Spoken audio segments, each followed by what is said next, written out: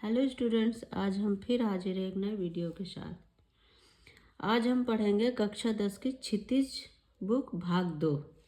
ठीक है, इसका पाठ 6 पढ़ेंगे। नागार्जुन की कविता है यह दंतुरित मुस्कान। इन्होंने इसमें इनकी 2 कविताएं हैं। पहली है यह दंतुरित मुस्कान और आधे में उन्होंने लिखा है फसल के बारे में। ठीक है, तो इनकी कविता में हम आज 2 कविताओं के बारे में पढ़ेंगे। पहली क्या हो गई, ये दंतुरित मुस्कान। तो पहले हम इसके बारे में पढ़ेंगे। ठीक है, तो इसमें जो पहले लेसन पढ़ने के पहले पूरा इनके अंदर क्या है वो थोड़ा सा आपको संक्षेप में मैं बता देती हूँ। क्या यह दंतुरित मुस्कान, इसमें कविता में छोटे बच्चों की मनोहारी मुस्कान देखकर कवि के मन में जो भाव उमड़ते हैं उन्हें कविता में अनेक बिंबों के माध्यम से प्रकट किया है कवि ने। ठीक है, कि छोटे बच्चे को देखकर कैसा लगता है और मन कैसे खुश हो जाता है, ये सब इस कविता में कवि ने बताया है। कवि का मानना है कि सुंदरता में ही जीवन का संदेश है। जो बच्चे को देखकर जो हमें अनुभूति होती है उसको, उसकी सुंदरता देखकर वही असली जीवन है। इस सुंदरता की व्याप्ति ऐसी है कि कठोर से कठोर मन भी पिघल जाता है। ठीक है, तो इस दंतुरित मुस्कान की महत्ता तब और बढ़ जाती है जब उसके साथ मतलब हमारी नज़रें मिल जाती हैं, तब और मन खुश हो जाता है। तो इसमें यह दंतुरित मुस्कान में कवि ने यही बताया है छोटे बच्चे के बारे में। और जो फसल है, फसल देखिए, फसल शब्द सुनते ही हमारे सामने क्या आ जाता है, खेतों में लहराती फसल। ठीक है, हमारे आंखों के सामने सीधा वही आ जाता है कि खेतों में लहराती फसल। परंतु यह फसल क्या है और उसे पैदा करने में किन किन तत्वों का योगदान होता है, इस कविता में नागार्जुन ने हमें यह समझाने की कोशिश की है।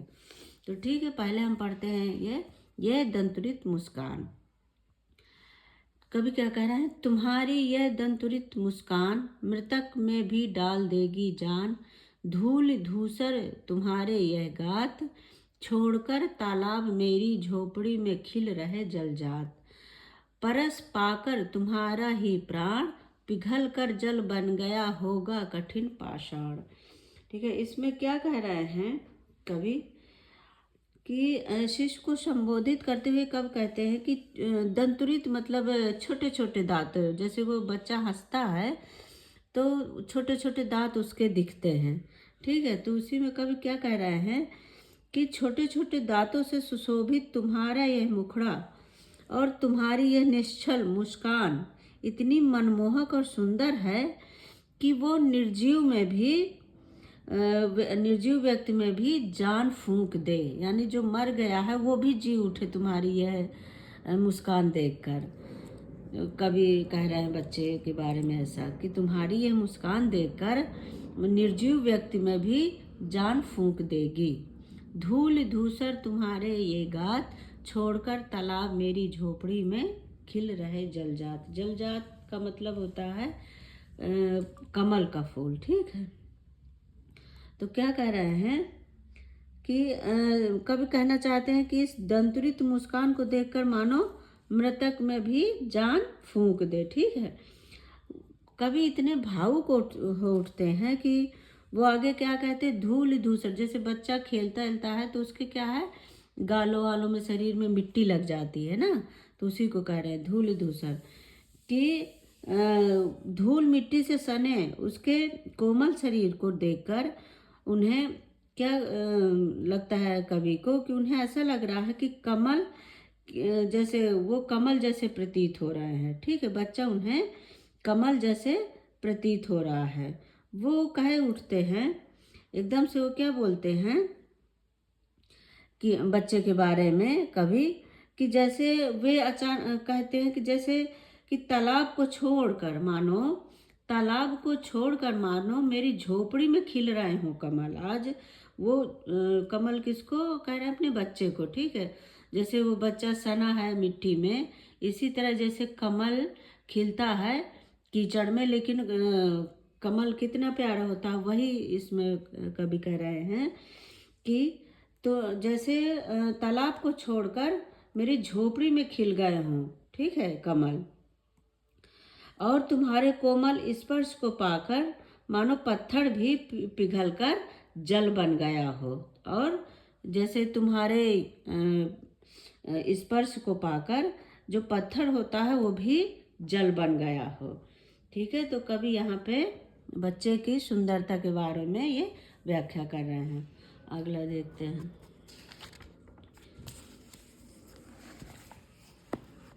छू गया तुमसे कि झरने लग पड़े शेफालिका के फूल। शेफालिका क्या होता है? शेफालिका को जैसे छूते ही वो तुरंत छुई मुई जैसे वो तुरंत ही गिर जाते हैं, तो वही यहाँ कवि कह रहे हैं। छू गया तुमसे कि झरने लग पड़े शेफालिका के फूल, बांस था कि बबूल, तुम मुझे पाए नहीं पहचान, देखते ही रहोगे अनिमेष। अनिमेष का मतलब होता है एकटक देखना तिरछी नज़र से, ठीक है। तिरछी नज़र से किसी की तरफ देखे जाना। देखते ही रहोगे अनिमेष, थक गए हो आँख लूँ मैं फेर, क्या हुआ यदि हो सके परिचय न पहली बार। ठीक है, क्या कर रहे हैं? क्या हुआ यदि हो सके परिचित न पहली बार, यदि तुम्हारी माँ ना माध्यम बनी होती आज। ठीक है, तो क्या कहे? छू गया तुमसे कि झरने लग गए शेफालिका के फूल। वे कह रहे हैं कि अपने बारे में यहाँ कवि क्या बता रहे हैं कि वे पहले घर छोड़कर सन्यासी बन गए थे, ठीक। वो इधर उधर घूम रहे थे, तो जब वो घर आए, जब घर में देखा, बच्चे से मिले, तो वो क्या कर रहे हैं कि ये सुखद आश्चर्य के रूप में उनका शिशु पुत्र अपनी मोहक दंतरित मुस्कान के साथ उन्हें लगातार एक साथ देखे जा रहा है, ठीक है। अनिमेष देखे जा रहा है, तो वो यही कह रहे हैं यहाँ पे कि अपनी दंतरित मुस्कान के साथ उन्हें लगातार देखे जा रहा है। उसका कोमल स्पर्श पाकर कवि का जो हृदय है वो, क्योंकि वो बाहर चले गए थे सन्यासी के तौर में, तो जो उनका वो कठोर हृदय था वो भी शिशु के मुस्कान से शेफालिका के फूलों की भांति झड़ने लगा। जैसे शेफालिका के फूल को छुओ तो तुरंत झड़ जाता है, तो वही कह रहे हैं कि छू गया तुमसे कि झड़ने लग गए शेफालिका के फूल, बांस था कि मेरा हृदय बांस था कि बबूल, ठीक है, मैं नहीं जानता, लेकिन जैसे ही तुम्हारे ये दंतरित मुस्कान को मैंने देखा तो मेरा हृदय वैसे ही पिघल गया जैसे कि शेफालिका के फूल झड़ जाते हैं उन्हें छूते ही, ठीक है। देखते ही रहोगे अनिमेष, थक गए हो आँख लूँ मैं फेर। बच्चा उन्हें तिरछी नज़र से ऐसे देखे जा रहा है और वो बच्चे को देखे जा रहे हैं, तो वही कह रहे हैं कभी यहाँ पे कि थक गए हो तुम, एक ही मतलब एकटक देखे जा रहे हो तो तुम थक गए होगे, तो इसलिए मैं अपनी ही आँख फेर लेता हूँ, इससे तुम अपनी आँख इधर उधर कर लोगे, नहीं तो तुम थक जाओगे, ठीक है। तो कभी यहाँ पे अपने बच्चे को कह रहे हैं कि मतलब आप तुम तो अपनी आंखें इधर उधर नज़रें करोगे नहीं, तो इससे अच्छा मैं ही अपनी नज़रें फेर लेता हूँ ताकि तुम्हारी आंखों को आराम मिल जाए, ठीक है। आगे क्या कर रहे हैं? क्या हुआ यदि हो सके परिचित ना पहली बार, यदि तुम्हारी माँ ना माध्यम बनी होती आज। अब क्या है कि वो एकटक देखे जा रहा है, तो ऐसे लग रहा है जैसे वो कभी को पहचान ही नहीं रहा है, वो पहली बार जैसे देख रहे हो, ठीक है। तो इसी चीज को वो कह रहे हैं कि क्या हुआ यदि हो सके, क्या हुआ अगर तुम मुझे नहीं पहचान पा रहे, ठीक है, यदि तुम मुझे नहीं पहचान पा रहे, यदि तुम्हारी माँ ना माध्यम बनी होती तो आज मैं न, और अगर तुम्हारी माँ माध्यम न होती तो आज मैं भी नहीं तुमको देख सकता था, ना जान पाता ना पहचान पाता, ठीक है। कभी क्या कह रहे हैं? कभी कभी उसे संबोधित करते हुए कहते हैं बच्चे को कि अरे बेटे, यदि पहली बार देखकर मुझे पहचान नहीं सके तो कोई बात नहीं। मैं ही कभी तुम्हारे सामने नहीं आया, मैं यहाँ नहीं था तो तुम्हारे सामने नहीं आया।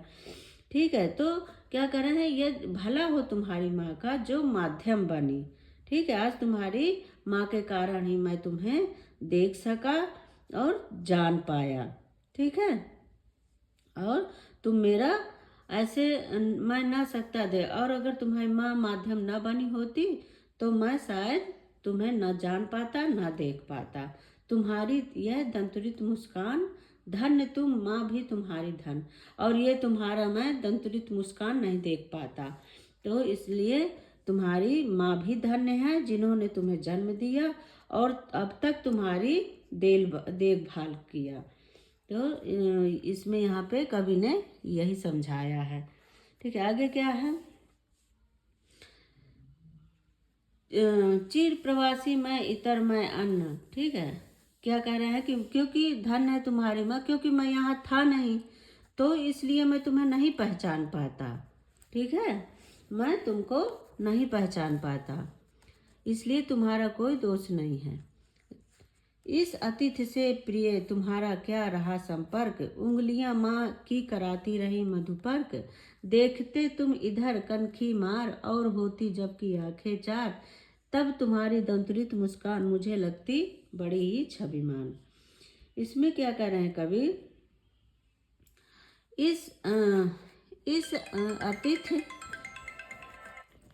इस अतिथि से प्रिय तुम्हारा क्या रहा संपर्क। ठीक है, मैं ही गैर जैसा घर से, क्या कर, चिर प्रवासी मैं ही गैर जैसा घर से बाहर इधर उधर भटकता रहा। तुम्हारे साथ तो तुम्हारी माँ थी। ठीक है, तुम्हारे साथ तुम्हारी माँ का स्नेह था। ठीक है, तुम्हारी माँ का स्नेह सदा तुम पर बना रहा, क्योंकि मैं तो था नहीं यहाँ पे। आगे क्या कह रहे हैं कि उंगलियां में माँ की कराती रही मधुपर्क, तुम्हारी माँ ही तुम्हें खिलाती रही। ठीक है,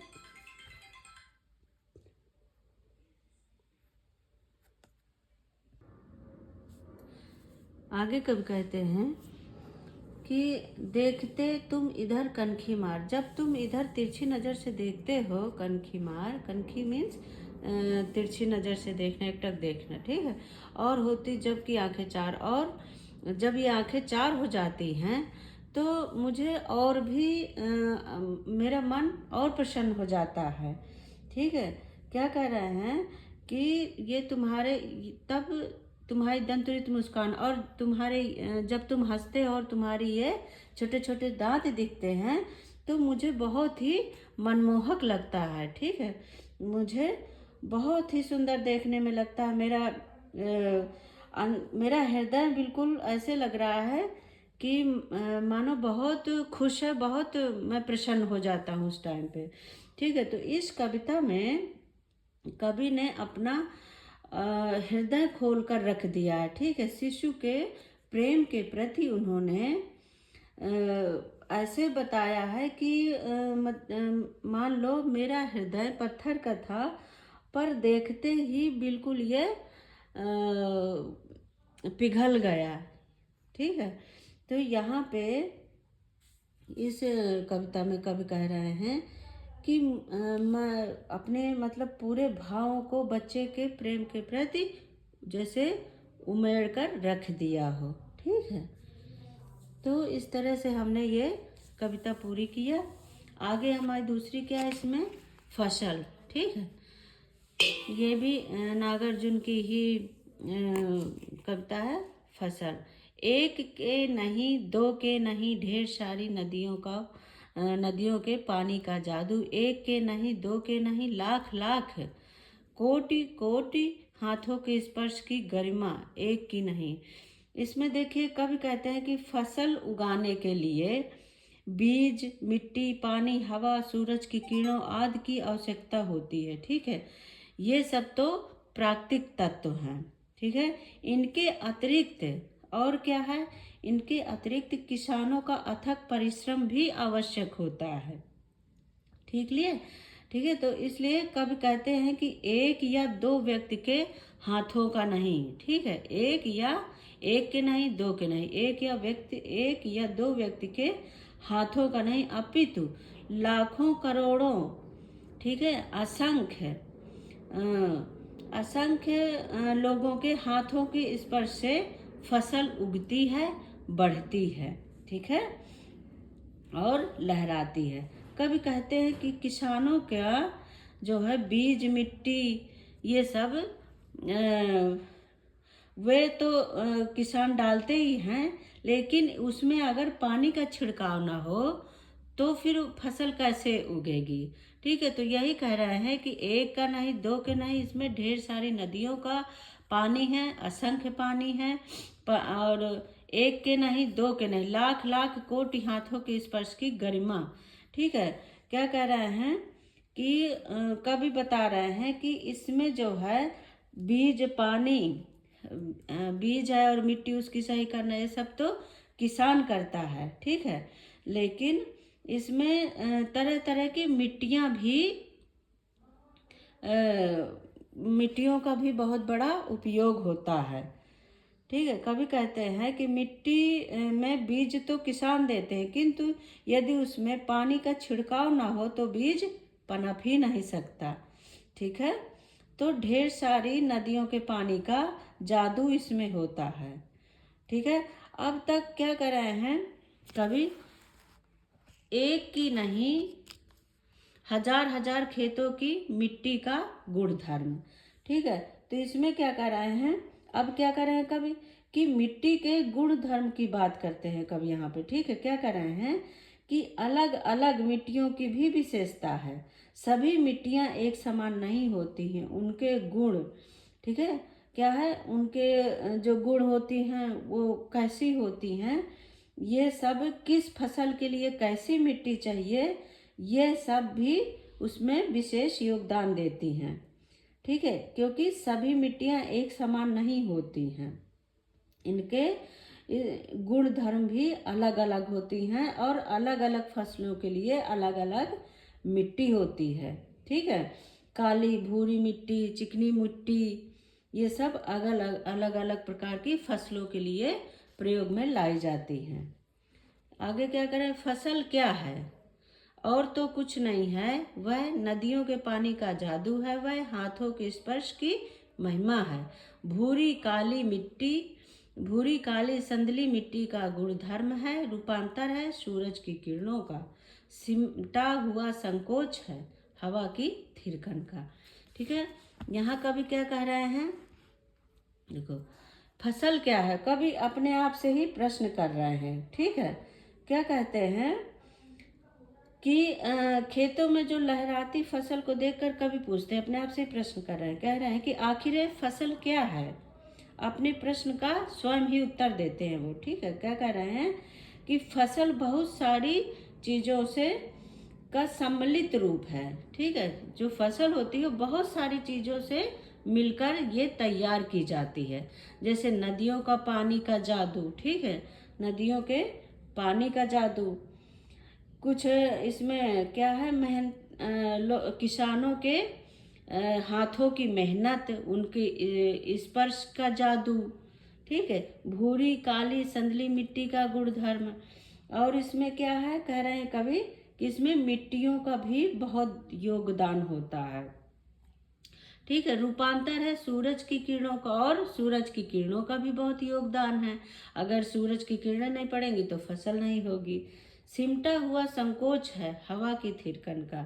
क्या अब आगे क्या कह रहे हैं, देखिए यहाँ पे कवि ने मिट्टी के साथ साथ नदियों के पानी और किसानों की अथक मेहनत का, ठीक है,